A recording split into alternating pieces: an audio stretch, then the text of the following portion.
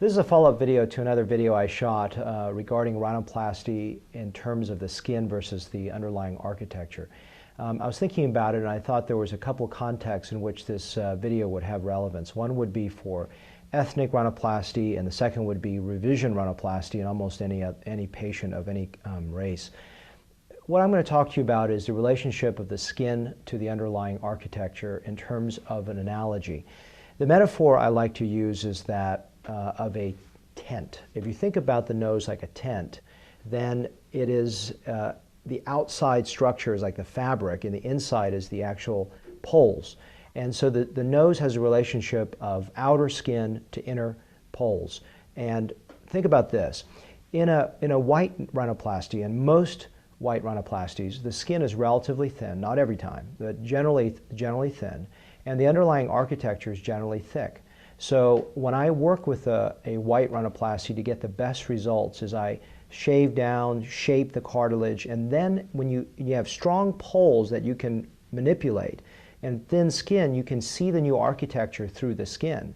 And that's another reason why in white rhinoplasties I rarely put grafts on top of the other architecture, because if I put a big thick pole on top of a thick pole under a thin skin, that pole or that graft can show up over time. I hope that's clear.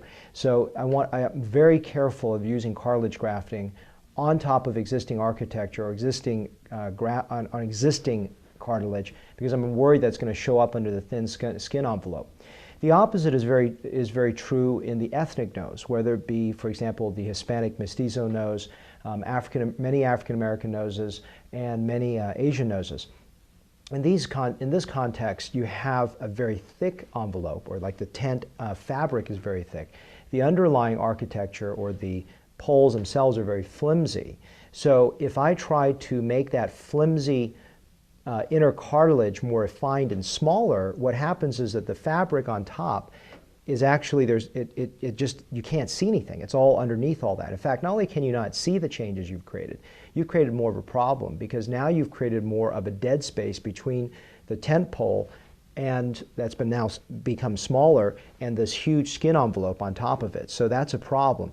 So the way that I handle this in most ethnic noses is I restructure the tent pole by using cartilage grafting to push that forward into the thick skin so you can see it. That way you don't create a dead space and you create a stronger tent pole under this thick envelope. And sometimes, like for example right here in some Hispanic or Asian noses, I'll thin down the skin. I'll actually thin down the outer envelope so that you can see the changes that occur. And what's so very important in almost any rhinoplasty, but specifically for ethnic rhinoplasties, is a lot of taping so that the thick skin sits down on the new architecture and so that you can actually see those changes that occur over time. So the final point I want to address is what happens for a rhinoplasty over a period of many years. There can be subtle changes that occur after a rhinoplasty 2 years out, 5 years out, 10 years out. And really, if you can remember one thing, it's a fight against scar contracture. Essentially what happens is the outer skin envelope shrinks on top of the cartilage grafts. So unfortunately, I think a lot of revision rhinoplasty is all about creating new architecture. But if you create more architecture, or thicker poles under already thinned out skin, I think you're going to, over a period of 2 to 5 years, show up that architecture again over time. So what I think about when I see a revision rhinoplasty is that fight of scar contracture, where that person is in terms of time after a rhinoplasty, but more specifically, how does that skin envelope relate to the underlying architecture? Is it my goal to create more underlying architecture, which I'm afraid that it potentially could show up over time, or is my goal to slightly thicken the skin envelope? And oftentimes what I'm doing is either some silicone microdroplets, that's only if you're not going to have a major revision nose, is to put a little bit of silicone microdroplets or another type of injectable to try to raise the skin envelope thicker, because I really fear that just putting new architecture, new cartilage grafts underneath very thin skin may look good for about 6 months to a year, but over time, again, that starts to shrink a wrap around this new framework.